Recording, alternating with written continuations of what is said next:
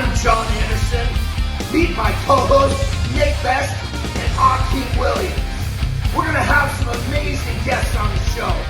Buckle up tight, because we're going to be talking about the shit you're not supposed to be talking about. We're going to be discussing anything and everything it takes to become a Legend of Iron. Legends of Iron is brought to you by Musclements. Musclements is the creator of Carnivore Pure Beef Protein Isolates. Beef builds muscle, and Carnivore is the world's #1 selling beef protein. Look at I love the fact that in my screen, you can see the house. In all three of your screens, you block everything. Oh, you guys are monsters. I'm excited about this. It's nice that I get to talk to three guys that have battled, been successful, and continued to do it. Not just a one-hit wonder. Yeah. That to me is I was just watching that whole Tom Brady thing. It's not that you can be great for a day, but can you be great for a lifetime or for longer than others? And that's I think all four of us are pretty much doing that. So isn't that the truth? I mean, we're talking. We literally, in terms of staying relative. I mean, you, Mike, you are the Godfather. I mean, holy smokes, you've been running the top of the game for a long time. There's nobody can argue that. That's for sure. So thank you. Yeah, I see this thing up in the top of the corner saying we're live. Are we cracking? Well, we're cutting, man. You can always edit something out. I'll say something stupid during this discussion, so we'll edit that part out. But you guys are too freaking monstrous not to just get everything. So I should probably put some introduction at some point, so we have that for when we post onto the streaming platforms. Yeah. I would like that, as long as you're popping the top and doing it. Perfect. Welcome to another edition of Legends of Iron. I'm John Anderson. With me always my partners in crime, Nick Best and Akeem Williams. We have got a rockin' show for you today. And when I mean rockin', I mean rockin'. We have got the Godfather, and I mean Godfather of the fitness industry, here with us today. And there's nobody that's done it longer, nobody that's done it better. We're talking over 50 covers of mainstream publication magazines, TV shows, movies. Looks like a Greek god and strong as one too. Mike O Hearn, my brother, welcome to the show. Who the heck are you talking about? I think that was the nicest way somebody can call me really old. That was really nice, man. I love that. Oh no, we're all getting up there. You have taken and putting a serious whooping on Father Time. There's no question about that, you know. But I'll tell you what I really want to hear out of the gate is take us back to that basement where you got all your siblings. I believe you're a total of 8 of you guys, and you guys are 10. Oh my God, forgive me. Wow. 10 of you guys. And you're down in the basement lifting weights, and you know it's time to go to bed because one of your parents turns the lights off in the basement. Talk us through some of those times. I mean, that is just I can't wait to hear some of this. It was exactly like you said. I was bred for this. Our family was bred for this. My dad was a football player, bodybuilder. Mom was a martial artist, and my dad set up the downstairs of the house with tons and tons of weights, and then he made us all bunk beds, the boys, and then my sisters, all 5 of my sisters, lived upstairs. But I was the youngest boy, and it was, you guys know, this kind of rivalry you have with siblings. And so I was the youngest, and if one of them was lifting, that means I have to lift. And if the other one goes, that means I got to continue to lift. And so we're doing these 4 or 5 hour workouts and just continuously working through whatever we saw in the magazines. And I would just never stop. And it's exactly like you said. So my parents were great about it. My dad, for a living, was a school teacher. And so they're very disciplined, both educated people. And they said, which I love, they said, listen, there's 10 of you. So we can't just kind of baby you. You kind of have to grow up. And so that old school mentality is that, you know, we all had paper routes by 8, 9 years old. If they said lights out, it's lights out. in a perfect world, but they had the power surge in their room. You know, so they said, lights out. No lights out. We keep training. My dad just click. House power's gone. It's time. So, and they just said, you know, it's just grow up. You know, you got to help out. You got to be smart about this stuff. There's 10 of us. Be smart, train, enjoy. But school is everything. And that's cool. I started lifting at 8 and 9. At 9, I remember the time my dad says, hey, if you're going to do this, you need to eat to do this. And so at 9 years old, I started a nutrition, and I've done it my whole life. And I'm this guy that can't comprehend not eating a meal every 3 hours. I can't comprehend. I don't know what that world is like. And I don't know what it's like not to work out.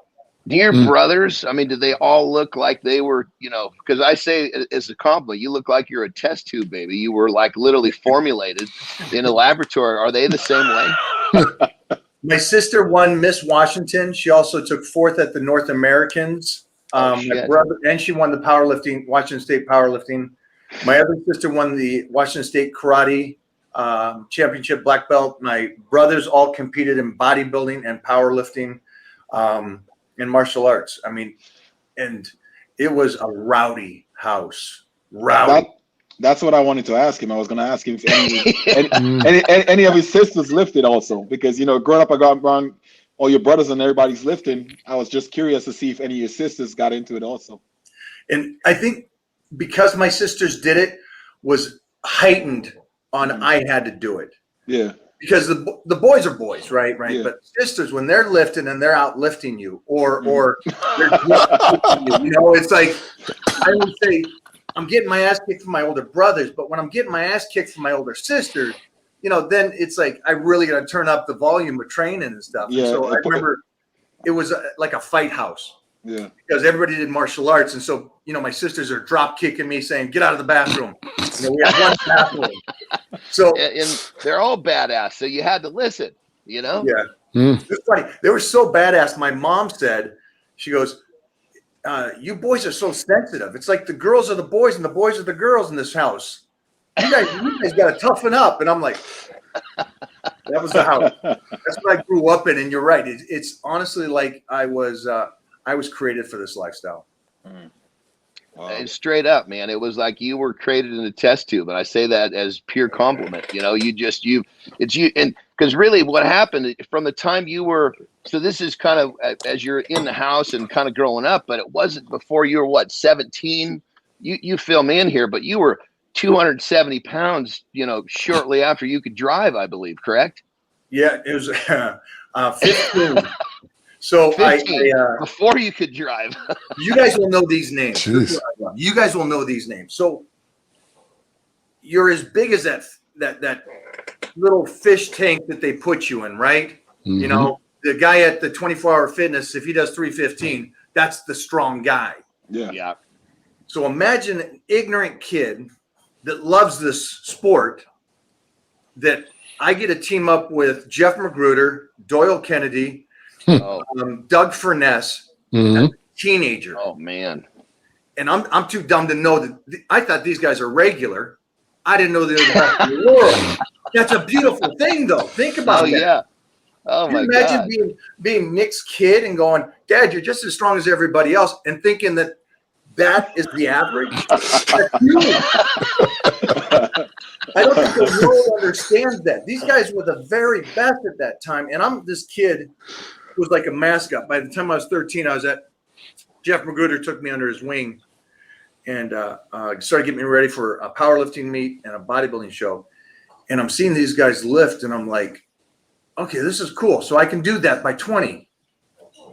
You know, I didn't know it's not longer than that, but those were my, I guess you would call them limits, the mind limits. And so I was blessed to be born like that, in a house like that. And then I was blessed to be around the limits of this. You were programmed. You were programmed at the highest level. I mean, you got, I mean, Doyle Kennedy, I can remember looking at this guy as a kid going, I can only dream about being as strong as this guy. And you're training with him, you know? Doug Furness's legs and how he squat. Yeah. Oh my God. Furness's squat and Kennedy's deadlift. Kennedy was like what, the first guy that deadlifted 900 pounds? Yeah. Yep. Yeah, that's Yeah. And he was something just a right there. savage, man. Just a savage. That big old beard. You just But that's the thing. I'm this kid around these guys that were so savage, and they treated me like a man. Yeah. I'm 13, 14, and I'm posing in the mirror, and sorry to the fans, but like Jeff slaps me in the face and says, "Put on a sweatshirt, stop posing, and lift the weights." You can't get away with that, but I freaking love that because that's a memory I still know today. Yeah. So, That's that old school mentality right there. You can't show it off until you built it. Yeah, that's it. That's Yeah. it. So when did you actually, 270 pounds, you're just like a complete monster. You're like literally 14, 15 years old.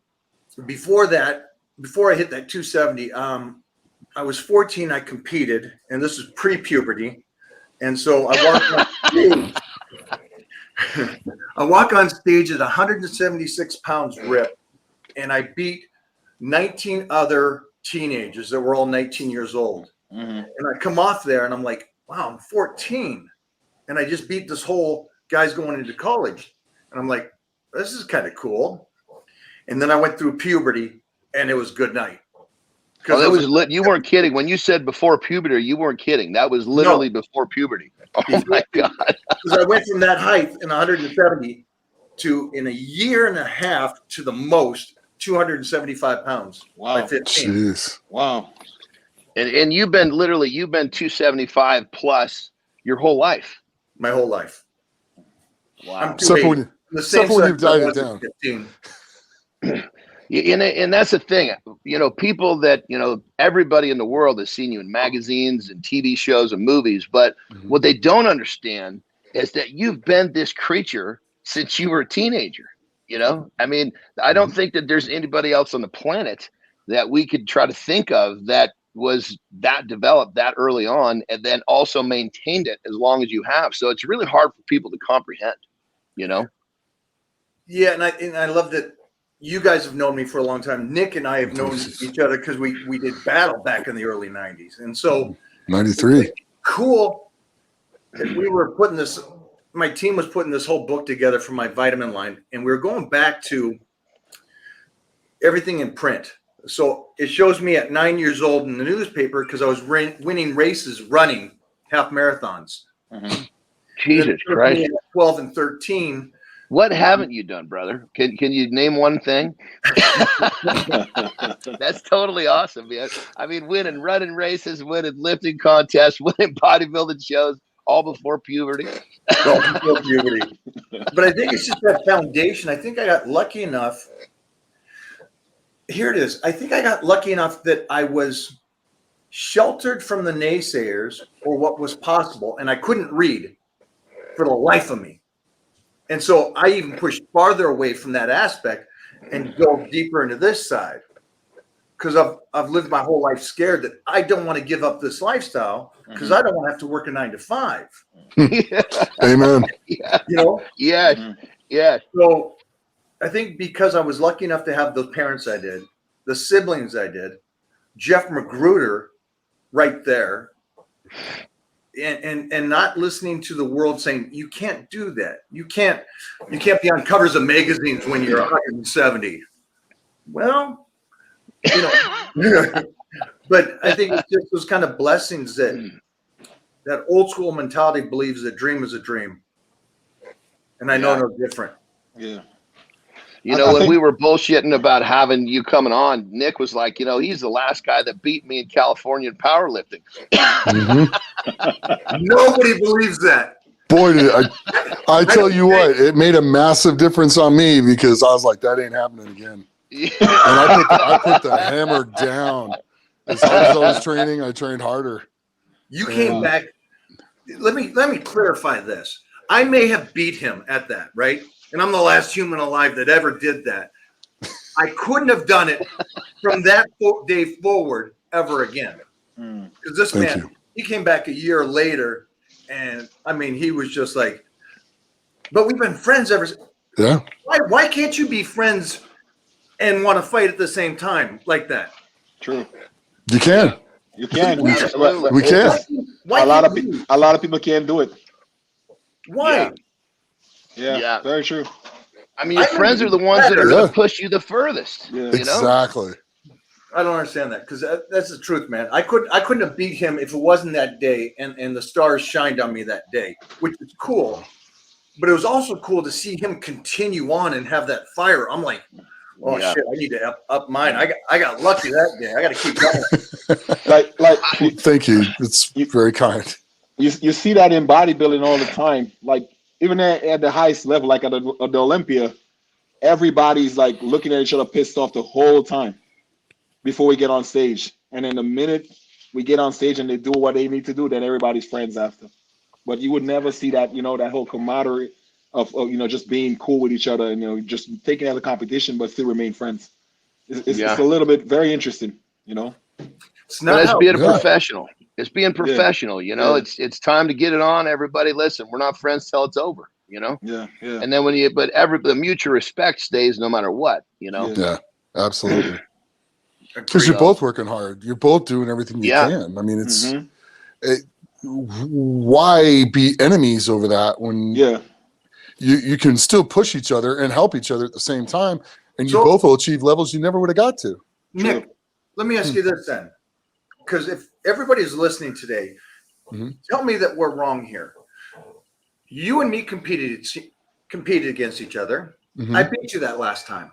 Yep. We became instant friends, Mhm. and it never stopped. No. Why could we have done that? What happened, and then we stayed friends and pushed for each other. Yeah. Why in today's society, if somebody beats somebody or something like that, it's like it's not that wow, that was a good fight, man. That was impressive. I have respect for you. Mhm. I want to continue to be around you. Because you're Yeah. getting better. I want to hang on to that and go, wow, we're growing together. Yeah, Because 100%. I don't think respect for other people is taught anymore, Yeah. or respect for hard work and dedication and learning from each other. I mean, you go off on your own island and do your own thing. How are you going to learn anything different or new or more sets of eyes see things that people miss that can make you much more well-rounded? Yeah. And I think it's all about a game day thing, and that's it. Everything else should be friends. you made a very, very key point. Learning from each other, learning from other people. Nowadays, nobody want to learn. Everybody think they know it all. Yeah, I'll agree with that. Yeah. Very true. Very And true. the ones that think they know the most actually, for the most part, know the least. Yeah. Isn't that the truth? Mm. I love it. So let's shift gears here. So somewhere about early teen, maybe forgive me if I'm not correct, 18, 19, we have basically the Mike O Hearn explosion onto the fitness industry. 17. Oh my God. 17. I swear to Mhm. God, I thought I knew, but I've been off I've been giving you enough credit. It's crazy. I Holy think you're shit. being kind. You're trying to say, well, at least you were 20 or something. You couldn't have, dirt. But it So was you're actually- all of a sudden on covers after cover, and you're 17. I mean, you're basically a kid, a man child, but physically you're a man, but you're still a 17-year-old. All of a sudden you're on covers. Talk to us about what the 17-year-old was going through in his mind. when I was 17, that's when I started the magazines. And so I had to, and this is what's great for everybody listening. In our day, you had to have won. You had to be good. To make magazines. You couldn't be just whatever. Yeah. And the covers I was doing wasn't just covers; it was cover stories. So there's information behind it. Mm-hmm. And I think it goes back to, I said, this is my dream. This is what I'm going to do. And I got put in the right place. And then I got good coaching as well. One of the things was I was winning powerlifting meets and I was competing in bodybuilding and in martial arts. So I continued to push that. And then Joe Weider got wind of me. And when he got wind of me, then the world opened up. I got my first covers and, I was flying around the world and I said, this is fun. This is fun. I mean, did you like leave home at this early, 17, 18 years old, and you're on your own? So you're or did you still have your parents kind of helping you along the way? Magazine started at 17, and I didn't finally leave until I was 20. And what it was I needed to make some decisions, obviously, what I was going to do, schooling and everything. And it just came down to a phone call, which is cool because my parents were very religious and they were very educated. And so the education back in that day was very important. And then I was also an All-American football player. So it was on top of that, hey, want to go down this road? But I was too young and too selfish that I liked knowing that the pressure was on me to do me. And so I liked the idea of following in the footsteps of Arnold and those guys. So by the time I was 20, I got a phone call from Joe, and he said, hey, love you, but I need you here under contract. Get yourself to California. Wow. Holy smokes. So 20 years old, so talk to us. You get off the plane, you're 20 years old, first time on your own. You're getting off the plane in Los Angeles. Talk us through what happens next. I mean, you go get an apartment. I mean, talk about, the world is at your fingertips. How did love this? You'll love this. So the two things was I got to find a place and I got to get to Gold's. And so I found a place, and it's called a bachelor because it's 10 foot by 10 foot. And I was raised, be smart with your money, be smart with the money. So I found a place. It was like $470. It's 10 feet by 10 feet. There's no kitchen or anything. There's a bathroom there. And a guy just moved out of it and moved over to Santa Monica, Marina Del Rey. And the guy's name was, I didn't know who he was, Anthony Robbins. And so I moved into this place, Tony Robbins. Oh, my God. That's funny. I got to tell him 30 years later, I moved into your apartment right after you moved out. And I don't know how he fit in it because it was 10 feet by 10 feet. If I lived down, I had this egg carton I put on the floor. I said, I have this much money. This is how much it will last. This is where I'm living.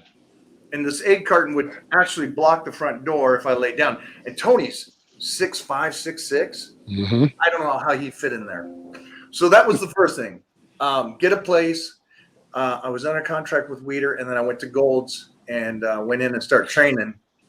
And you guys kind of know this. Those years, 1990s, great times at Gold's. Mm-hmm.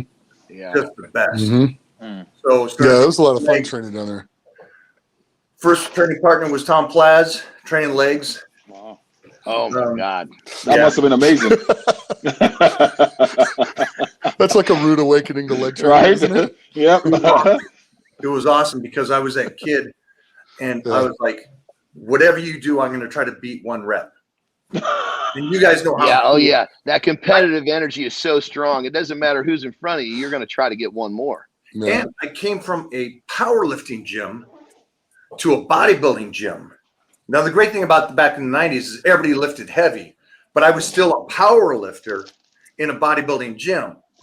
And so it was great that at 20 years old, I was hanging and doing whatever I wanted to do in there. And so that was fun. That was the best time of my lifting career because everybody were savages. Mm-hmm. Yeah, I mean, so you literally just showed up to Gold's, bam, Tom Platz is one of your partners. I mean, it's almost like the universe just lined up. So you just kind of somehow ended up in front of all these extremely influential people. And it was almost like the test tube experiment just kept getting greater and greater as time went forward. And I say all this with love. I mean, oh my God, I mean, the stuff that you got to experience, most people would only dream of. John, he must have had some crazy stories about back in the days listening to Goals. I could only imagine. Oh my God! After 9 o'clock showing of this podcast, we'll talk about those. And, so on that level, you got to give us the best sneak peek at something really that was just kind of nuts. And when I say nuts, you can go any direction that you saw in that. I mean, you're talking about one of the most powerful times ever in that gym. Like, what was some of the stuff that was going on there? Honestly, the things I remember are the discussions with guys that were doing it. those were the most exciting things. It wasn't how many times I got hot girls or something like that. It was nothing like that for me. It was A brotherhood. yeah. Mm-hmm. I mean, it's like, holy cow, I've lived my whole life in that locker room mentality because I got gladiators within 2 months of being in LA. And so it's like, I've got to do athletics, lifting, and playing my whole life.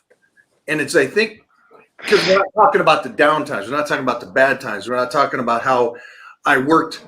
Even though I had a contract with Weider, I still purposely bounced at night to make extra money. I still personal trained all day, and I still did my workouts at 4 o'clock. And Ed Cohen talked about that. He goes, I remember showing up every day at that gym, and he said I was sleeping in my car. I wasn't technically sleeping in my car. The only reason I was sleeping in my car was because I was in between clients. But I did live that lifestyle. I lived below my means of possibilities as these other guys were getting contracts and buying the nice cars and nice houses. I couldn't process it growing up like I did. I couldn't go, well, we don't have normal jobs, so why are you buying a nice car when next year's not promised? Yeah. Why are you buying a nice house when one injury away and you lose your endorsements? I don't understand why aren't you guys putting the money away or buying investments instead of spending it. So I didn't hang with many people. I was a lone wolf, but I trained with all of them. And that goes right back to that mental programming, man. You were just programmed to get the work done. You weren't programmed to flash. You were just getting it done. Obviously got contracts, but you're still personal training. You lived in that little spot you're talking about. It's like your programming just kind of put you in this place where forward progress was the currency. It wasn't the nice car. That wasn't the currency. Mm-hmm. Yeah, I never, and my girl's trying to teach me different now. But, yeah, I do that. Because as hard as mostly now, for anybody out there listening, go through the struggle when you're young because you can't go through it when you're old. Let me explain that again. You can struggle and live in a shitty apartment and drive a bad car when you're young and save that money to when you're old, because when you get older, you'll be able to do it and you'll have more energy, but maybe you'll have responsibilities. And so you can't live in a shitty apartment if you have 2 kids and a wife. Yeah, that's true. You can do it if you're on your own. Struggle, purposely struggle. And I think that was my thing is I purposely struggled on the things I can control. I don't need a nice place. If a girl doesn't like me, she don't like me. I don't care. I don't need a nice car. I just need to get to the gym. So, that's like the fighter's mentality, They want to keep that fighter in the crappy little apartment. They don't want him buying a nice house. They don't want him with the nice shit because he gets soft. And you were doing that to yourself as a young man, which is crazy. Yeah. No, I always believed that the silk sheets would wreck me. I don't want the nice house. I don't want the nice car. I don't deserve it yet. Well, you got them now, so now what? I'm sure with the wife you got him now, so it is so crazy. now what? I mean, this whole thing is like, obviously hearing you talk in detail about this, I mean, it was all literally almost like it was planned out, I mean, obviously you were executing what you were programmed to do, but I mean, it was literally most early 20s start making some money. First thing they're doing is going to buy a nice fucking car. True. Even though they're living in an apartment, they still want that nice car. You on the other side, you're busting your ass, you're doing all the things you need to get ahead. But I love that you kept yourself in that struggle so you would continue to move ahead like that. And were you literally consciously aware, or was it just kind of the way you were bred? I think it was the way I was bred. And again, I have a huge chip on my shoulder that I use in a positive light and not a negative. I knew I couldn't read and write. I knew I couldn't do stuff. And I knew that football was a great option. But again, I'm going to have to do something, like high school pushed me through because we were state champs every year. They're just like, Mike, don't worry about it. We'll get you through. Just play ball. So I actually grew up in that kind of TV show where they're like, kid, just play ball. And I'm like a kid, and I'm like, all right. So I was just too scared that if I didn't continue and stay consistent, something was going to happen and I was going to end up. So, you know, we talked about that not too long ago, about how the challenges of being, you know, struggling with schooling and having to work extra hard was really the biggest blessing in all this, because you had to use those shortcomings. You had to find a way around them. And obviously you became so good at the things you were good at, you could leave reading and writing alone. I mean, hell, I went through college and I didn't read a single goddamn book. So I understand the struggle perfectly. It's an amazing thing we can do if you use the scaredness or the unsure or the chip on your shoulder for positive. Be yourself. Yeah. And don't destroy yourself. Yeah.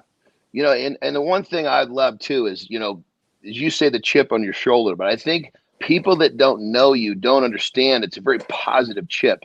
It's not a chip like, you know, your chip is going to be uplifting people through positivity and working hard, when a lot of times people's chip on their shoulder is to push others down so that they can stay where they want to be. And that's not you. And for someone that's not ever got a chance to speak with you or understand you, that, you know, that they just see the guy on the cover of the fucking magazine every week. This son of a bitch must be an asshole, you know. But that's the furthest thing from the truth.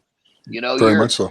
Everybody that comes in contact with you is going to be it's always an uplifting story of positivity. And that's one thing I've always had huge respect, brother. You know, I appreciate that, man. I appreciate that. Yeah. I like the fact that my life has been in print or in magazines or on videos, because I don't talk negative about people. Never been in print talking bad about somebody else or anything. And it's cool that I've been in it long enough to see people like Ed Cohen come around the backside 20 years later and go and say positive things, you know, or others like that, or Nick to say that, that punk, that was the last guy that beat me in a powerlifting meet, but nobody would believe that looking at me. And so it's cool to have guys that I know that are out there going, good job. Way to stay on course and way not to mess up. Mike, why wouldn't they believe that looking at you? You're huge. They're absolutely going to believe that. I don't know if you realize this or not, but you're a big dude.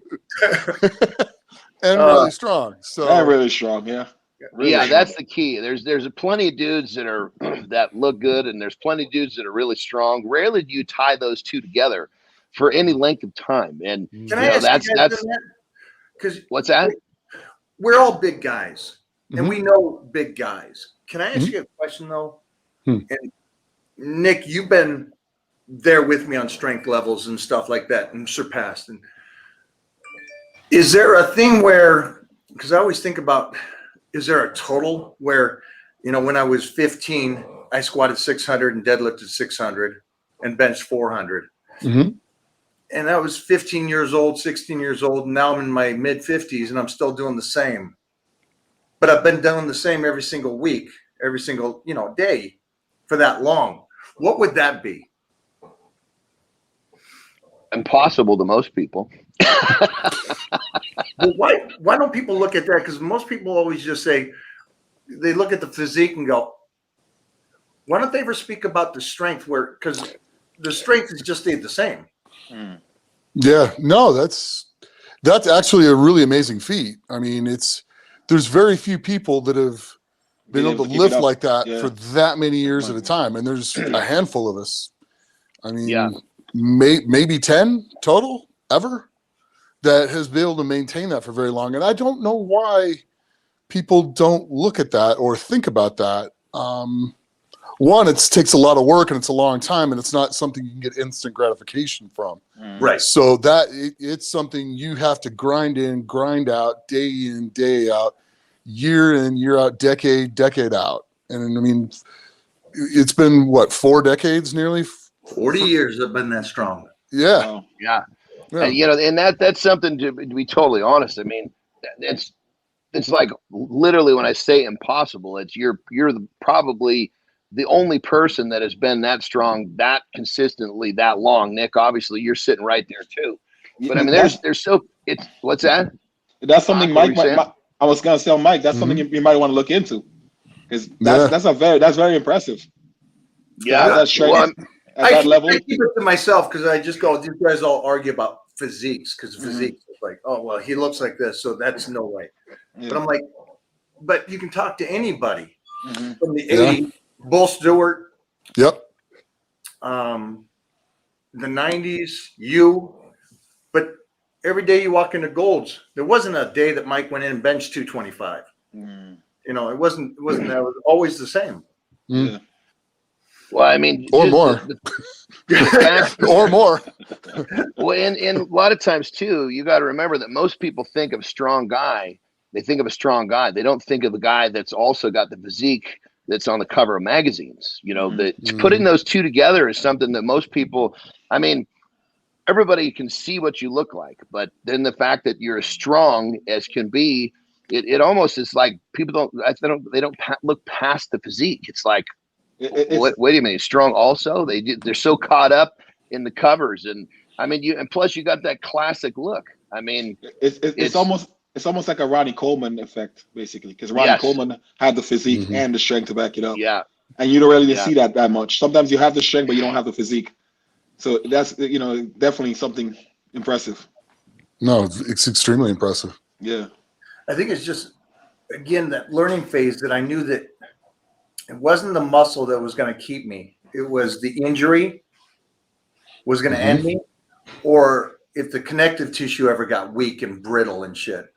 And it's like, yes, that's another thing. Talk about that, brother, because that's one thing that most people don't have a clue on. We're talking about tendon strength. We're talking about bone density.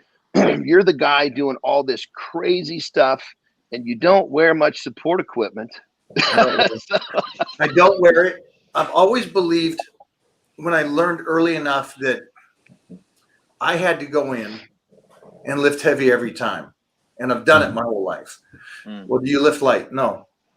I'll lift awkward ways with moderately lightweight, but it's still heavy weight. But it was just the understanding that, like, a monkey is very thin, but it can tear a man's arm off. And I always correlate that with, like, wrestlers. You get a 180-pound wrestler, and that's man strength, because he can grab onto a 250-pound bodybuilder and drag him around the mat and toss his ass. And I'm like, I need that.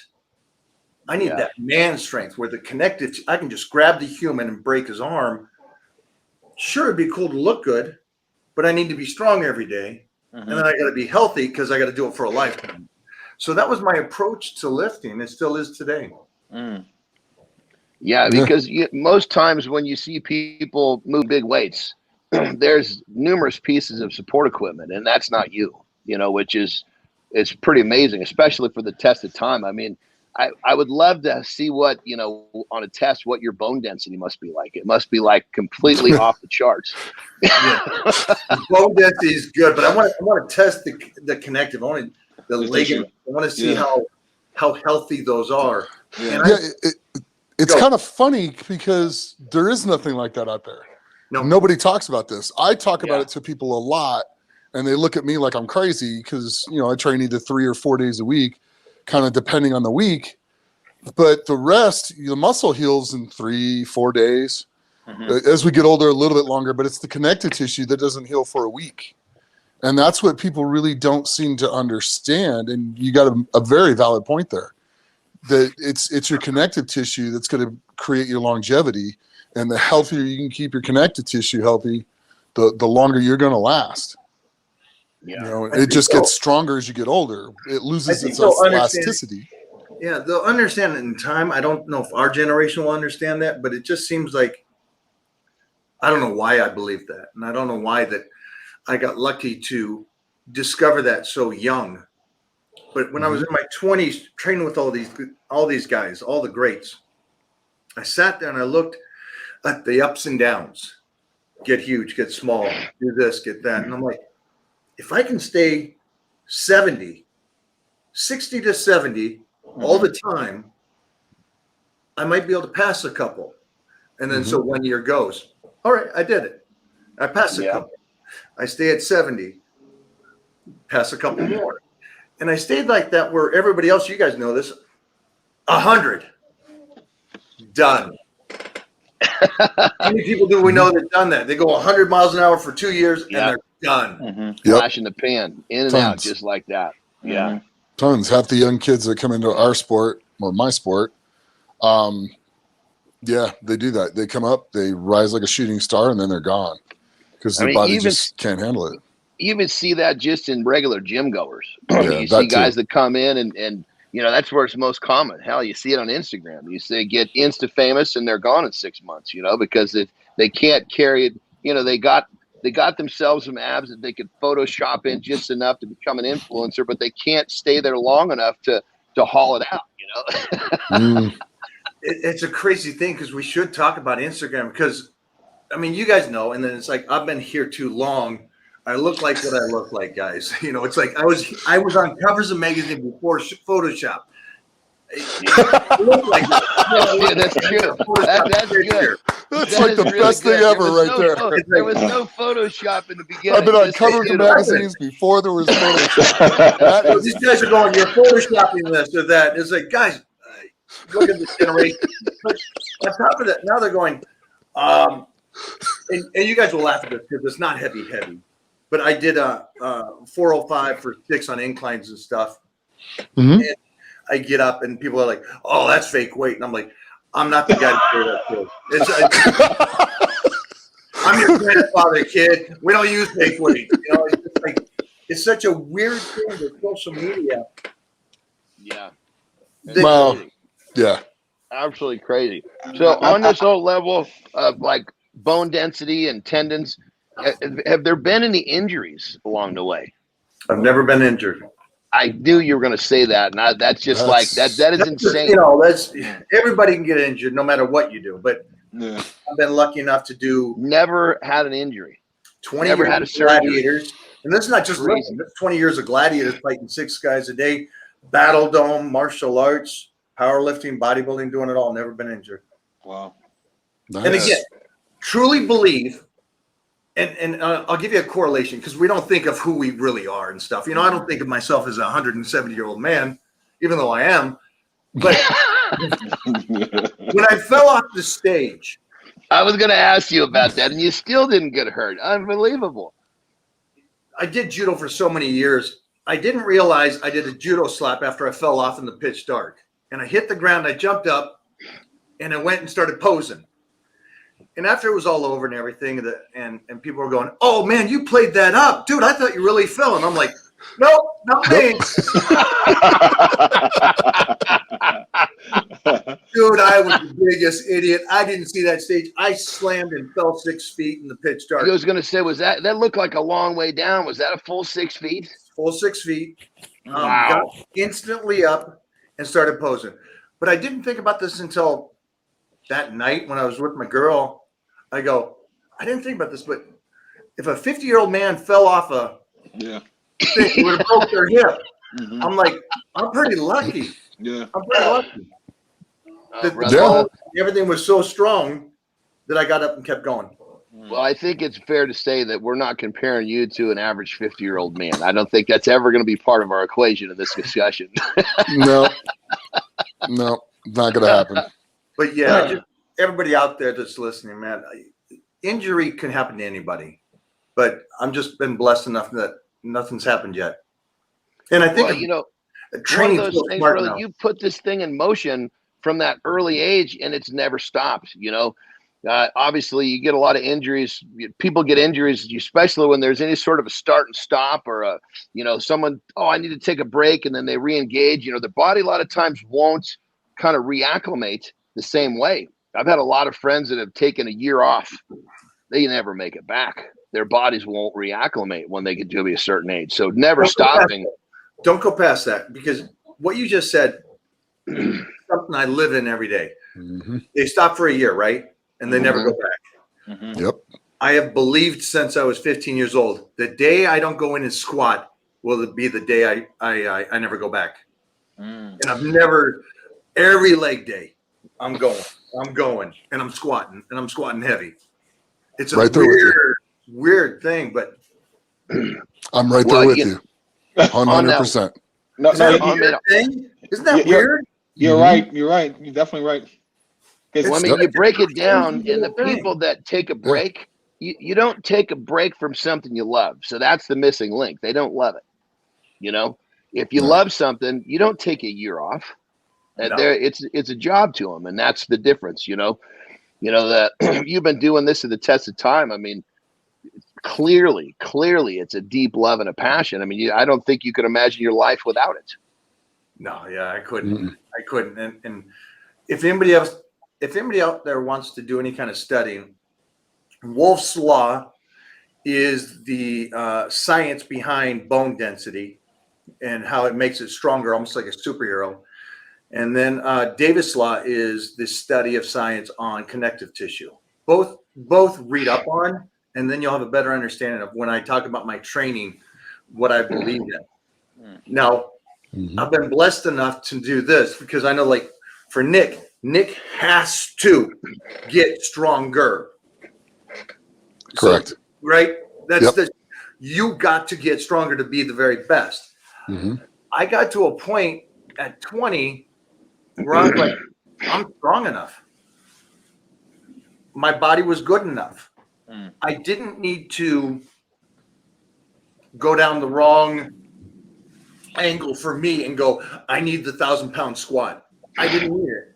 I didn't need to get to 300 pounds and on stage. So I started training going, let me just go up a percentage a year. Let me just keep going. Let me keep going. And was this pro? I mean, what you're saying is brilliant, especially for a young man. I mean, did you have influence that were helping you? Did some of the people you came and trained with say, look, you're in a place right now where your job is just to stay in it. Don't take that risk. Make those small jumps. Or was this part of your test tube program? Two things. I think it's all been that. I think two things. One is, and I was just watching a video, and if you guys ever do this, watch your young videos, and you sit there and you watch your young self, and you go, "Good job! I had a good head on my shoulder."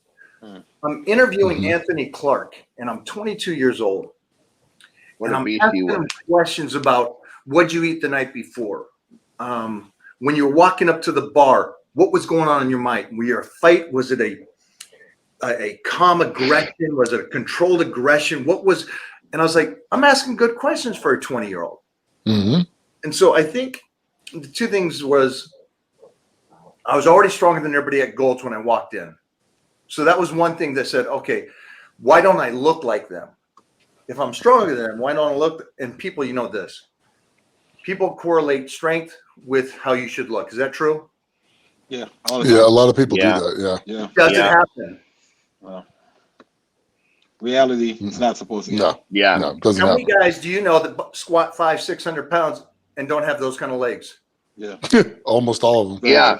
I mean, you got guys that don't have legs that are squatting 700 pounds. A 181 power lifter, I always take that because it's a middle size, but they were squatting like 400 or 500 pounds. 3 years later, they're still 181, but they're squatting 700. They put no muscularity on it. People have got to realize just because you're strong doesn't mean you're going to build the muscle. Yeah. Yeah. So it's one of those things where I go, I'm stronger than all of them. I don't look nearly as good.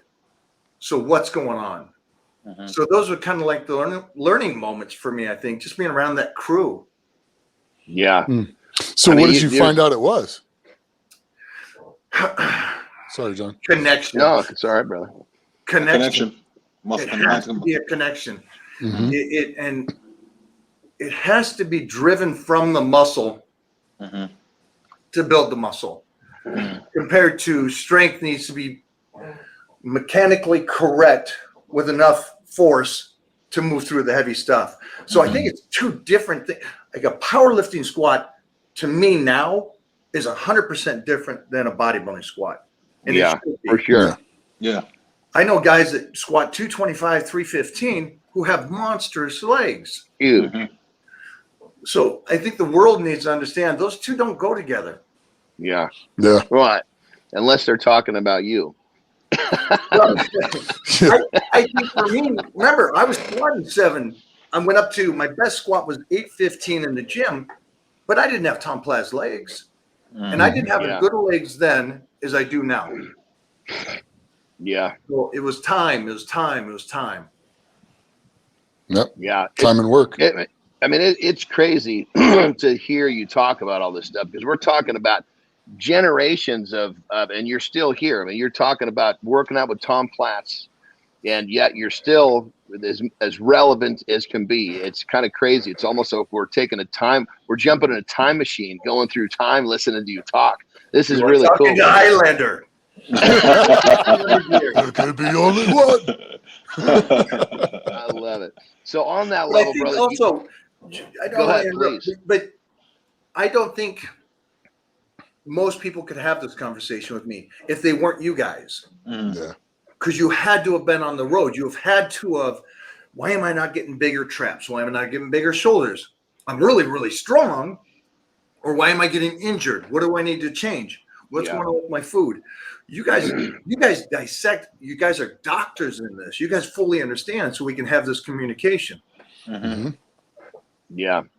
So you're talking about different types, stylistic types of training, you know, obviously like a squat for power, squat for bodybuilding. If you had to say, what was your favorite style of training, or do you just love it all? Oh, I love it all. I was afraid that was going to be the answer. You guys are sparring. That kind of workout today is still the same thing. When you got somebody who comes in that's strong and you guys just start battling, and he'll do, I don't care if it's 315 for 20, 30 reps, then you got to beat that. I like that gladiator mentality of the battle. I live for that battle. That battle keeps me alive. Unfortunately, I think that's kind of dead right now, though. You don't find that anymore. Yeah, I got to do that with Brian. Last weekend, so that was kind of cool. I mean, it's Brian. I mean, he's 4 times world's strongest man, so it's you're gonna go out there and give it everything you got. But we had a heck of a training day up there, up at his place. I mean, it was. But didn't you feel alive? Oh yeah, totally. Oh man. Oh, it was so much fun. I mean, it was, and I don't think this generation gets that. Yeah, that's what I'm saying. It's dead. I don't think they understand. It's like you go in there and you get after it. You're going to get him on certain things, and he's going to get you on other things, and you push each other, and you learn from each other, and you make each other better. I mean, just all the way around. There's no drug that will give you the high that you get from battling out like this. The body has the best drug. You just have to push yourself hard enough to get it to give you the good stuff. Yeah. And then it gets serious. I mean, we did yoke runs on the minute, every minute for 20 minutes with 570 pounds. So, and we were at 7,700 feet altitude. Oh, so mercy. we were up at altitude, and that's what we finished with. And that was one of the most amazing experiences. By the time I was done, I was almost floating through the gym. I mean, it was just freaking amazing. And I mean, we just got after it. Nick, I'm sure you had a lot of coca leaf on hand, huh? No, we were in Colorado, not Colombia. I love it. So, brother, who are the best battles? You talk about that battle. Talk to us about some of the best battles in you've ever had in your training in your whole life. Obviously, Tom Platz, you just mentioned. In my young years, because the most I've ever done is 54 squats, one set with 315. Oh, and mercy. Doing that at 21 years old, where Tom Platz is doing his, that was like my ultimate. That was great then. Stan, Efferton, and me have had some battles, and they're just so fun. They're just we did a squat off with sets after sets and after sets, and it was like you had to win each set. So crazy. It's just, and you know what? It's like I've trained with Brian, and I've trained with Thor, and I've trained with these guys. It's just the interaction and doing that. Like you guys, it's like a basketball player going out and playing a little one-on-one with somebody. It's like, if people don't understand that kind of concept or that he's raising you to another level that you have to go to that you may never have gone to, that's a fun thing to experience being alive with one time. Yep. So if the kids go, well, I don't want to do battle. I don't want to go that heavy. You don't have to, but man, I'm telling you that there's something for me that I like that fight. I like that. I like being in the where you hear the voice in your head going, dude, he's beating you. Are you really gonna? You really know that voice in the head? Yeah. It's like that voice puts me off. Yeah, dig that down and voice can find the really other get gear. under Let's your go. skin. Yeah, that voice will drive you to do some crazy things, you know. Push yourself deep. Yeah, well aware. Yeah. I've heard that voice a lot. When it comes So- to nutrition for you guys, are you guys pretty regimented? Do you take time off? Do you? Brother, you just took literally my next I'm question sorry. right out of my mouth. No, I love it. You're like reading my mind. This is perfect because one of the things that that literally I want you to talk about is you've been doing your diet since you said way back when you were a teen. 9 years So old. we're talking 9 years old. Excuse me. I keep shortening you. My apologies, brother. So you're talking 40 what? Do some math for me here. 44 years? 44 years. 44 years. 44 years. I've been dieting. Where most people Yes. go, I can't last 2 weeks. I've done it for 44 Yeah. years. So you've done that. You've done that through obviously regular life. You've done it through, training people. You've done it through movie production, TV shows. So kind of talk to people a little bit about, where is the excuse come from for we know there's not an excuse, but I mean, for you, doesn't matter what the hurdle is, you're still going to find a way to get it done, and that's something that most people, you hit it on the head. Do you take breaks from dieting? No. Should you ever? No. I don't care if you're injured or what. The meals stay because they're going to say the same thing. They're going to say, well, it's the workouts that do it. Absolutely not. No. Absolutely not. It is nutrition. Yeah. I don't care. Listen, man, nutrition isn't like medicine. Nutrition is medicine. Yeah. And people have to understand that. People are like so fragile nowadays. Where it's like, I'm sorry. So fragile nowadays. It's like, look at you're eating one time every 2 days and stuff. And it's like, so you're on a movie set. You got limited time. You're filming a Gladiator series. They're doing the whole season in 6 days. Time is a commodity. How do you get through it? How do you do it? You plan ahead. You talk to us about that. yeah, the reason why I'd say I'm bad is because I don't comprehend not having the meal. The meals are always the first, no matter what I'm doing. So I've lived in a lifestyle where I know no different. So it's like the child, the first 2 years, 3 years, they got to eat every 2 hours or on mama's. So it's the same thing, it's like, I can't go do something. I don't go to get on a plane without having my meals scheduled out through the flight. My meal's already there in the location. And I've always lived that way. And it's just, I can't give tips except to say, freaking do it. Yeah. Stop saying it's the gym. You're going to skip something. Skip the gym, but don't skip your meals. Yeah. Little pre-planning and no excuses, huh? Yeah, and they also have to get creative. I mean, there's ways to still eat around your diet or very similar to your diet as you're traveling. There's places that make rice. There's places that make, you can have them make a hamburger patty and tear up the hamburger patty. There's things you can do while you're out to eat as close to what you're doing as possible. I mean, it can be done. You just have to have the discipline and just ask the questions and go after it. But what I tell people is, listen, you can always find a way to get a Ziploc sack with 6 hard-boiled eggs that are peeled.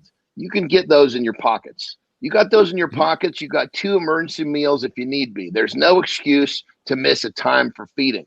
Maybe it's not going to be exactly what you're supposed to eat, but we all know if you're eating some eggs in place of a missed meal, you're going to be just fine, But the bottom line is you got to look at what the possibilities are. You got to plan ahead and you got to make sure you get the job done. It's that simple, 2 things. One is for anybody listening and thinking, I want to be as big as you. We're not talking about us. We're talking about healthiness. We're talking about retaining your muscle. We're talking about you women that don't think weightlifting is good for you when you guys need it more than us because of bone density. We're just talking about anybody, everybody. So don't look at us and go, You guys are all 300-pound guys. I don't want to be that big. I get it. But at the same time, you want to be healthy. It's our one life. And go, well, I just want to be rich. I know a lot of freaking millionaires, and all they want to be healthy now at their age. So don't give me that. Yeah. And the second thing I was going to say, I was flying in the 80s, and as easy as it is now, in the 80s, I would take my backpack and my luggage, fill it with tuna cans, when you could do this back in the 80s, and baby food. And I'd be off on the next trip. And that's how I was traveling. You imagine how simple. Pain in the ass that is? But your bottom line is you're getting it done. Did it? Getting it done. So you know that. The baby food and tuna. That's how we used to travel in the 80s and 90s. Yep. We got it done. Yep. Don't done that. You can't. So yeah, I can't. That term needs to never enter the equation. If someone's saying I can't, they've got to completely reconstruct what they're thinking and what they're doing, because if that exists, they're not making it. There's always a way. Always. So I got a question. I was raised to raise myself because I come from 10, but I also was raised in an old school mentality that hard work pays off. So what do you tell the kids that are watching today that because they didn't have our upbringing of discipline or whatever it is, what could they do today to install that kind of work ethic where it's like, no, I don't miss meals. I don't miss my workouts. I get to bed on time. I don't need to party. This is more important. What do you guys say? I got kids that are, my girls are, right now, 19, going to be 18 next month. And obviously my oldest one, but she kind of not in the equation. But the bottom line is the words that these kids use, it's awkward. It's uncomfortable. No shit. That's life. It's like somehow society has made it to where if they're uncomfortable, if it feels awkward, get them away from whatever it is rather than push them deeper into it. You got to learn to be comfortable when you're uncomfortable. That's what life is. And somehow our society has basically made it okay to use one of these words and, get out of Dodge to where they don't have to overcome the obstacle in front of them. I mean, what do you say to it? I mean, oh my God, there's millions of people running around that think that they can use the word awkward and they're out of the they're out of the situation. That's a great question, man. I don't know, because I struggled just with my two teenagers to get them past that. I would go along the lines of basically setting goals. I think nowadays, especially today's generation, they don't set goals. Not like back in the days how I grew up. They don't set goals at all. And when you set goals, it's a way to a means for you to just go out there and try to achieve. And I feel like that's what's lacking nowadays. They don't put that goal, that reachable goal, attainable goal out there that they say, hey, I'm going to do whatever it takes to achieve that. Yeah. Well, and I'll tell you, brother, Mike, you have, I swear to God, you're like just a half a step ahead of where I'm going, because I was going to actually talk to you about your boy next. Well, now we can talk about this concept with obviously the raising of your boy. Mm-hmm. So two things. One is, I love that Akam said that because of the fact that when I was 9, 10, 11, I have this book. And I still always carry my books with me. But in this book, I measured my arms, I measured and I tested my strength levels. And every 3 months, I would take a picture and do this. And I have this book from 19 years old to 30 years old. That whole period of time, my workouts that Jeff Magruder gave to me, Doyle Kennedy's deadlift workouts that he gave to me, Doug Furness's squat workouts that he gave to me. And so I have this book of workouts and goal setting. Okay, this is what my arms are at this age. This is how big I want them at this age. Yeah. Now, I understand that people are going, wow, I don't need bigger arms than this and that. It's not about that. It's about whatever the goal is that you want. I knew at that age, it was this or nothing. Yeah. I knew this was my life, and I got to do it. And I started that journal as a 9-year-old. And it's great because you see me writing, and I'm writing bicep wrong, you know, I'm writing whatever. But the point is that it was like the will was there to set goals at that age. Why aren't they doing it? Why aren't they putting the affirmation on the wall? Why aren't they saying, we got the one life? Because anything that you achieve in school has been taken away. When you go to school, my daughter, there was a thing called the Great American Challenge. It was like the Gettysburg Address, the Pledge of Allegiance, all the presidents of the United States, all the states and the capitals in alphabetical order. I don't know if I said the Gettysburg Address already. I think you did. There was a whole bunch of things that you had to do to get this.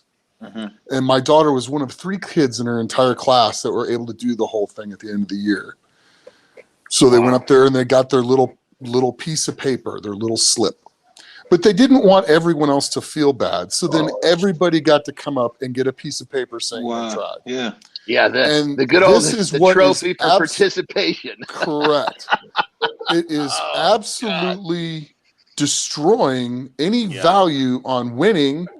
At the same time as it's destroying any value on hard work, on hard work and achieving. Yeah. You know, if you don't work hard, you don't eat, huh?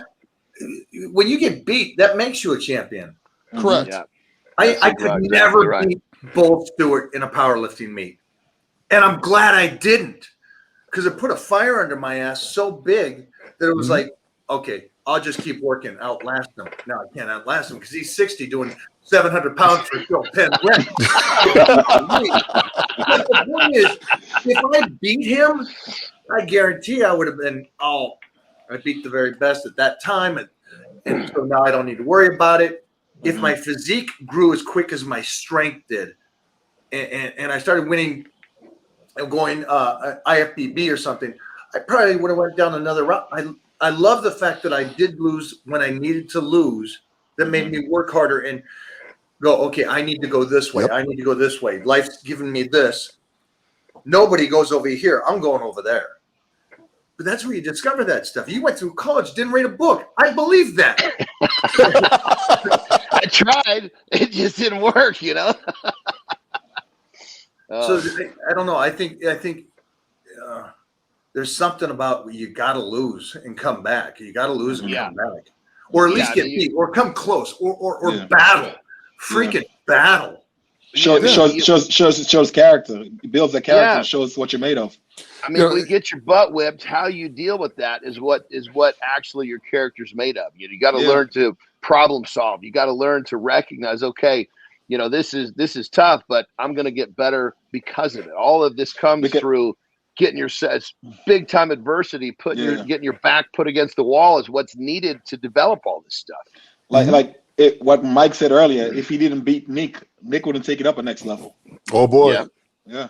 If I had walked through that contest and you know, won that easily, because I broke the state record in the squat that day. I did like 727 at 220. You know, and because I think we were in the 220s that day, which is kind of crazy when you think about it. We were 242. Were we? Yeah, we were. You're right. We were 42s. I did the 220s in 91. When Nick was telling that story, hold on, I just got to say, I love what you're telling that story to me, and your head was just, after he beat me, I never got beat again. Just he wouldn't stop. Wouldn't stop taking his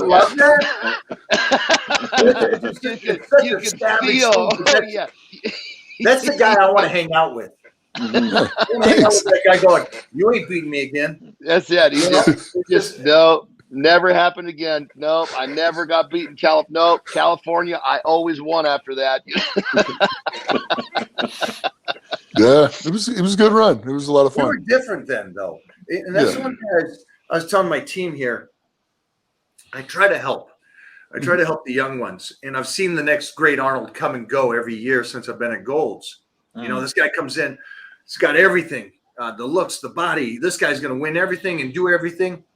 And for some reason, just there's a little bit something that's not there firing mentally. That it's like, well, I just gave you 10 things that you shouldn't do. And he's over there doing them. And I'm like, and in a year, he's gone. And it's like, Yeah. when I remember this, I beat you. Cool, whatever. But a year later, I saw you after you went back and you won it. Mm-hmm.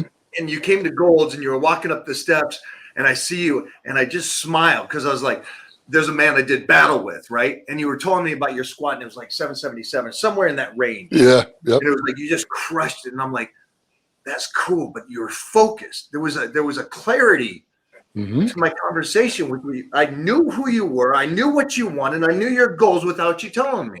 Mm-hmm. Yeah. Love it. Yeah. Yeah. Love it. Love it. So talk to us about the little guy, Mike. Obviously, we talked a little bit about how he came along, just kind of made you personally kind of went to the next level because obviously there's a whole new purpose in life. Obviously, but tell us about him. I can't wait to watch him grow up under your tutelage. I got to tell you that. I'm blessed to have a baby mama that I do with that little guy. So I gotta, which makes me respect American even more. She's more of a savage than I'll ever be, the missus. But we agreed on how to raise him food wise, emotionally wise.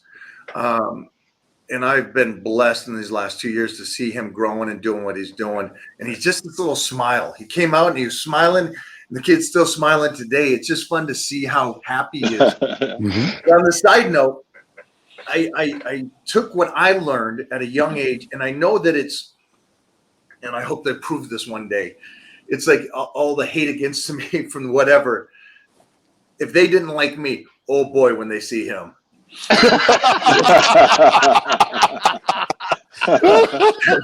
Because this kid is almost 4 feet tall at 2 years old. He's already 50 pounds, so he's bigger than a size 5-year-old kid. And I'm you like, say 4 feet tall? Did I hear that correctly? yeah. Oh my God! Yeah. Holy smokes! 50 That's pounds. crazy. And the things we did with him was the consistent on, which Mona was great about, because most parents, they'll feed for a while and they won't stay with it. This kid has never missed a meal every 3 hours since the day he was born. Wow. And people are going to go, what do you mean by that? No, it's straight up. He eats 110 grams of protein a day. We didn't give him carbohydrates for the first 2 years because babies don't have the enzymes to use carbohydrates. So there was no reason to do that. So we gave him fatty steak and was most of his meals by the time he was 8 months old. And he gets goat milk, duck eggs, and regular milk. And he's on. I don't think he knows what the word starving means. So, but again, he's gonna be a monster. So we started him swimming at 3 months old.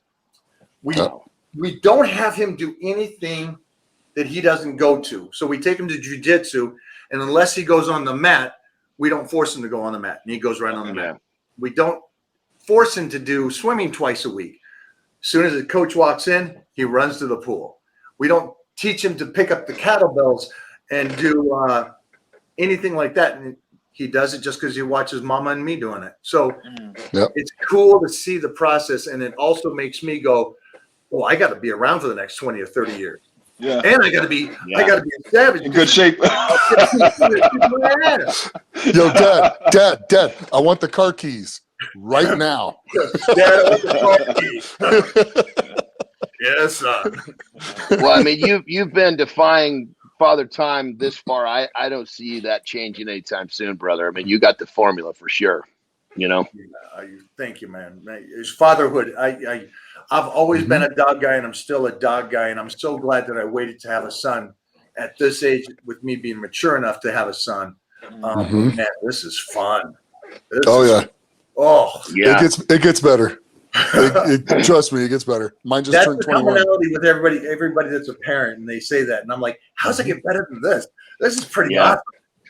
It's crazy because you can't, as someone who's not a father, it's really difficult. You can't describe to them what they're going to feel when they become a father. You know, it's like, and then you only really get to understand when you become a father, and then it just, I mean, it's so fulfilling. You know, it brings a whole different dimension to life that you didn't know existed.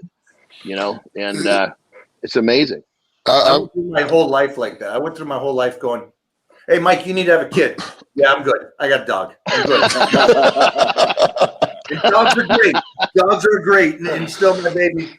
But yeah, I will never say to a person that hasn't had a kid, hey, you need to have a kid, because you really can't explain it. There's no word for it. I would equate it to like your heart running around outside your body. Okay.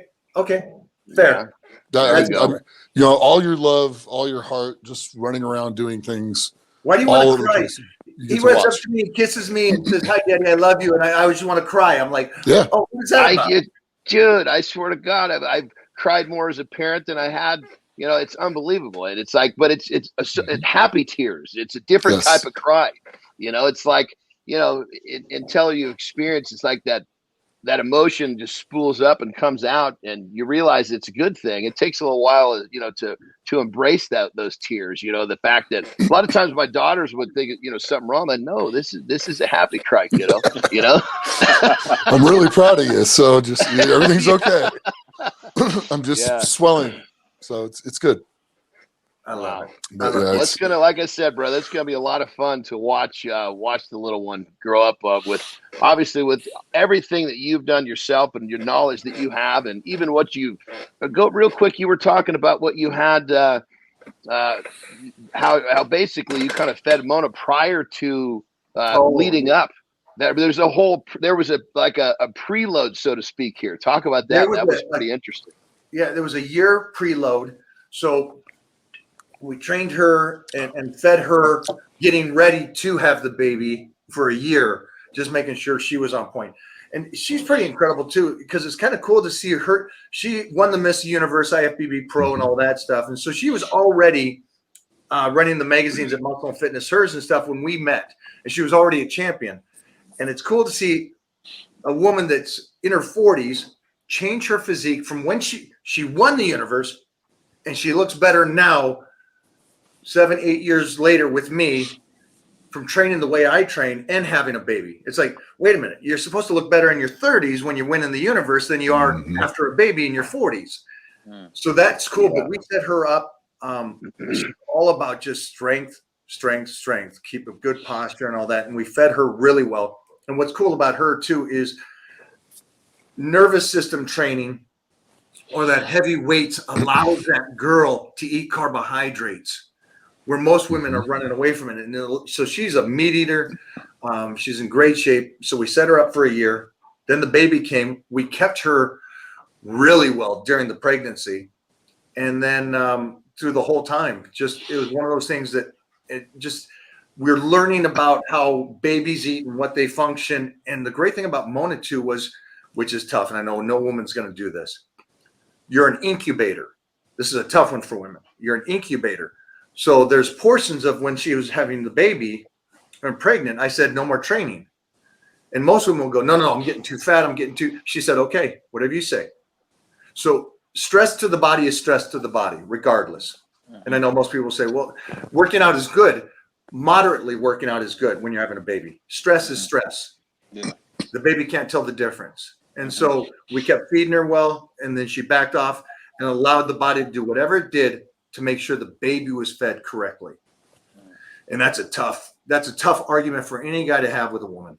Hey, don't train for the 9 months, eat a lot, get fat, have the baby.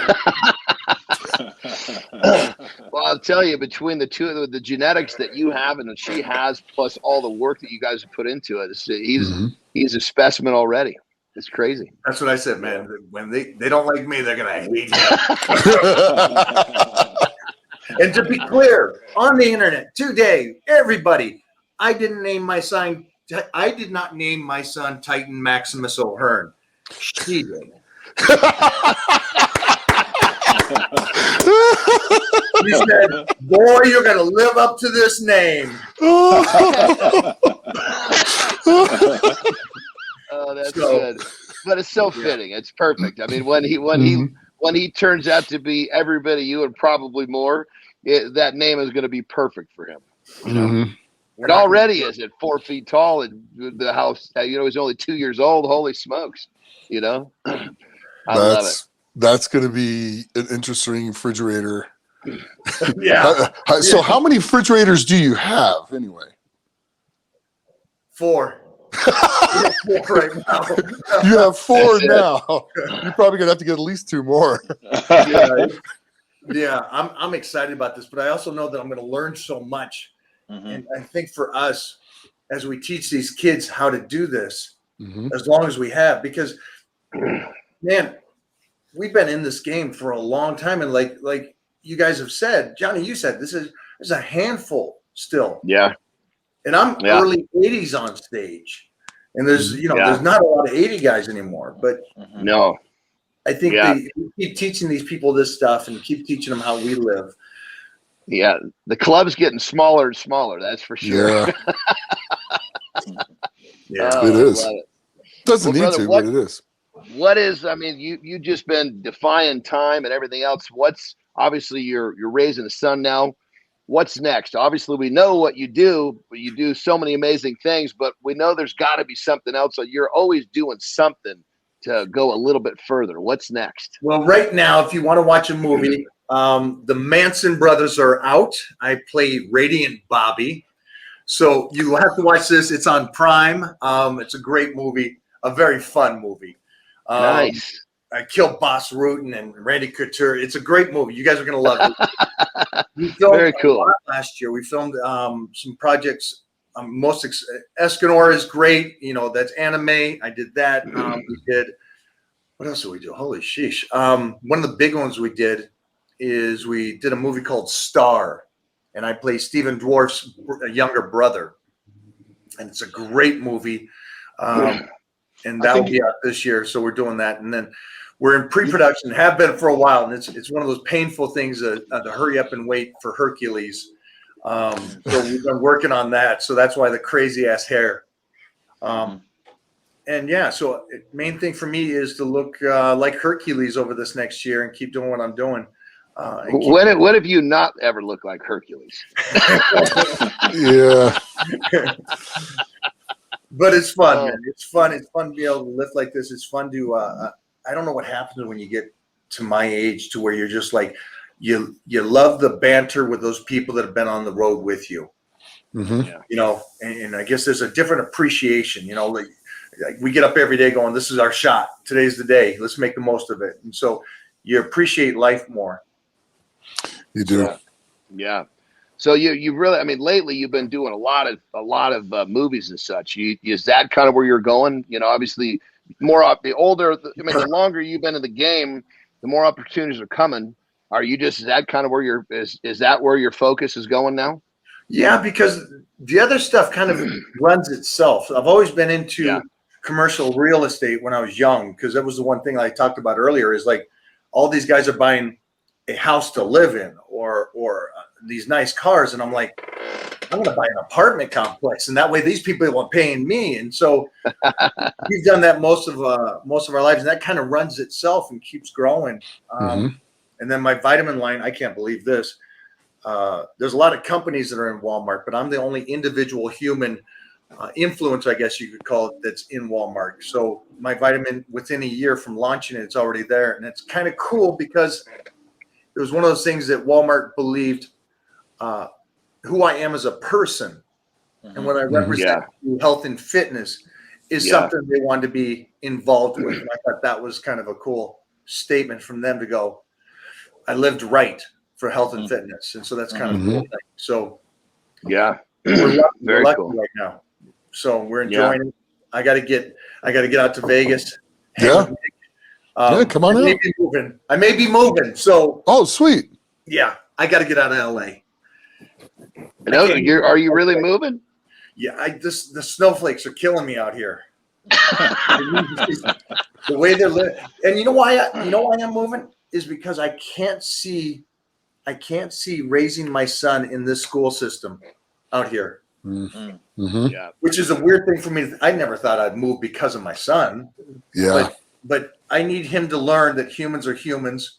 Yeah. There's good people, there's bad people, but Yes. we're all brothers and sisters at the end of the day. For me, I grew up as an athlete, and I just grew up with that mentality of that we're all one. So Yeah. there's too much hate out here. I don't like the hate out here. Yeah. It'll be great having you out here. It'll be a lot of fun for us. Holy shit, man. Talking about me getting strong. Yeah. Oh, Just come out to the garage. I We'll get in love there it. and get some iron done. We'll get some lifting. So check this out, brother. We got a time machine, right? You can climb in this time machine. You could dial in whatever day and whatever time, and you can go back right now. You right now can go back and get out and talk to yourself at a certain point in your life. Where, what time, what's the date, and what piece of advice are you giving yourself? Oh, jeez. This is kind of actually easy. I went through a loss of my father, like a lot of typical men. That's life. You know, your dad passes on, be a man, move on. I didn't live in the pain. I covered it up. Later on, I lost my mom and I dropped. I lived in the pain. The guy that came out of that, I love who that guy was. And I love that he stayed in the pain. I love that he got crushed. I go back to him and just say, you're doing it right. That's inspiring, brother, because it takes takes a very strong individual, like you said, to live in the pain and actually, because you have to process that, and you have to come one with the new terms, and it's hard to sit in there and stomach that stuff. But to do it, it shows a lot of character, brother. Yeah. You know? For anybody out there going through hard times, man, what I mean by living it is don't run away from the pain. Don't rush it. Don't cover it up. Don't bullshit it. Answer the questions that it tells you or asks you. And no matter how long it takes, it takes. But I think it was the greatest thing of being dropped down like that. Came out a different human. A much better human. Yeah, so that's very, very touching, brother. And I'm obviously very helpful for listeners because, as we all know, we all go through lots of struggles and losing loved ones. And obviously, I'm going to be one of those. I'll be using your words when my mother passes because I'm the biggest mama's boy on the damn planet. You come up here and hang with me when you need to cry. We'll talk. All right? Right on, brother. I got no problem with that, my man. I love it. It's awesome. Well, as a human being, I mean, it's almost like we had 3 or 4 guests on here because you've done so much. You know, it's been amazing to talk to you and really hear about some of this really cool stuff. And you're going to be doing some really amazing stuff moving forward, no doubt. But when the physical part of you is gone, the legacy of Mike O Hearn, what is that going to be? What do you want to be remembered for? Honestly, I just want, at the end of the day, just a good guy. Honestly, the legacy is just, man, there was no quitting that guy. Jay Cutler posted a comment on a picture I put up the other day and me lifting. He says, you are relentless. And I like that. And I like that I know that's me. I'll get up and keep going every day. I like that. And I hope that people go, what he had to say and teach is beneficial. And I know that's not everybody. Not everybody's going to get that. But there's little things that people said to me as a teenager that said, I still remember Joe Weider saying, don't change what you are. Who you are right now is who the world wants to see. Don't be like these guys. And he said that to me at a photo shoot. And we just got done. And it was like 6 of us guys. We just got over at the Olympia. And there was 5 Olympian guys there. And he just said, do you? And so it's like, I hope people pick up on the little things that enjoy this, but battle every day, man. We got this one thing, and don't take it for granted. Wow. Right on. I'll tell you, brother, this has been an amazing experience talking to you. I mean, when it comes to, obviously the show's called Legends of Iron. When it comes to a legend, I mean, I don't know that, like I said, you've got the legend of 3 people sitting in one chair. So it's been an absolute honor to talk to you. And I got to tell you, me personally, I loved hearing you talk about those stories back when you were a kid. That was like totally fires me up because, you know, you hear a lot of stuff, but then to hear it from the actual horse's mouth, man, I love it, you know. So I got to tell you, brother, it's been really, really cool to talk to you, and I thank you for coming on. You know, Well, I thank you guys. Before we do anything, because everybody can see right now how big Nick is right here. Nick is a beast. John's traps are like sticking up here, but I need to show a photo. I need to show one photo, if you don't mind. Jeffrey, will you put this up? Yes, look at that. Yes. Look at that. I mean, is that unbelievable? Come on. Huge. Yes. Richards times 10. Yeah, that is. Yeah. That is all covered up there like that, but wow. Yeah. You can't make I got an action figure here. You know what I mean? Not even close to what that looks like. You know, you can't even make something out of clay that looked that good. I mean, you're so correct. That is Vic Richards, the modern day Vic Richards. Yeah, literally. I've heard it a lot of times, and it means a lot coming from you, Mike. I appreciate But it. even better. Yeah. I mean, I love Richard, but Vic is great and was beautiful and very kind human. But man, you are, whew, man. Keep going, man. I love that all three of you are successful in not just what you do, but in life and who you are. So, man, it was my honor today. The honor's all ours, sir. Yeah, brother. Definitely. It's always good to talk to you, bud. Yeah. Always. Well, I wasn't going to bring up the California. Unless I didn't know it was a sore subject or anything like that. So, okay. Well, the beautiful thing about you brothers is that, you know, we talked about a lot of stuff, but there's so much more to talk about. So we'd love to have you back on at some point because we could do these conversations every week and never run out of stuff to talk about with you on the show. You know, Not at all. So. We could do a lot of these. I would love that. Man. I would love that. Probably what I'll do then is, Hakeem, where are you? Where are you located? New Jersey. Okay, you're in Jersey. Johnny, you're down below me. Nick's in Vegas. Yep. Mm-hmm. I think we try to get over to Vegas and have a nice round table, nights at the round table. That would be fun. Yeah. That'd be fun. Well, later this year, obviously the Olympia is going to be late this year in Vegas, so that's a simple one there. You know, we could do that one without a problem. But yeah, that would be killer. Now, literally just have us. That's too far away. Come on. I like it. I like it. Well, we got to get Vic Richards to get on an airplane to get on our side of the country. I don't know how you're booking a flight for him. That's only first class tickets. You know, it's like holy sheesh. But that would be killer, bro. That to do a roundtable discussion would be totally next level, man. That would be totally awesome. So we should definitely look for an opportunity to do that. You know? Yeah, absolutely. Yeah. You guys are incredible, man. If anybody's watching this, please let us know. I know you guys are going to put up links to your pages and stuff, but go follow these guys, man. There's just too much wisdom here on why we do what we do that maybe you guys out there in the world could connect to and change your path and change it to a good thing. So, yeah. And brother, the best thing is you're the guest that comes on the show, entertains the hell out of everybody, and has the capability to have our show go out live on top of us putting on all the streaming platforms. So thank you, my brother. Yeah. Thank you, Mike. I needed the world to see you guys. So that's it. So on that level, you're gonna have to do the close. You're gonna have to tell everybody, thank you everybody for watching this another edition of Legends of Iron.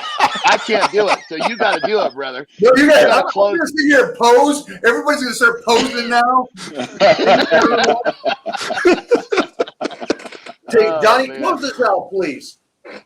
Well, I got to tell you, man, this is another edition of Legends of Iron, but this hands down, first, it's the only live one to go out. And next, we had a guest on here that's got it's decades upon decades of information, and we are so thankful for everybody tuning in. And we will have this guest again. Hopefully, we'll be doing it at a roundtable discussion. So, again, the show is all about helping everybody be the best version of themselves, and I'm sure Mike gave you plenty of inspiration to do so. So we thank you for tuning in, but most importantly, we're here to motivate you to be the best version of you. That's another show thank you for watching The Legend of Iron. See you next time. Thank you, boys. Thank you, man. Brother, No, that's thank you. That was awesome. next doing level, this again.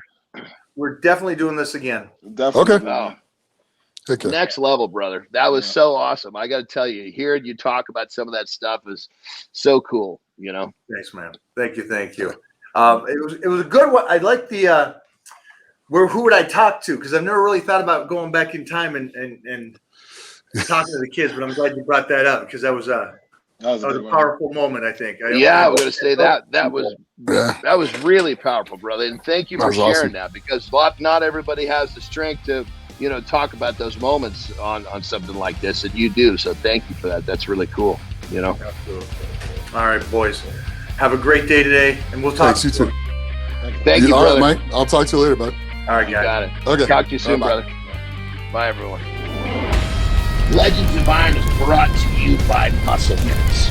Muscle Mints is the creator of Carnivore. Beef builds muscle, and Carnivore is the world's #1 selling beef protein.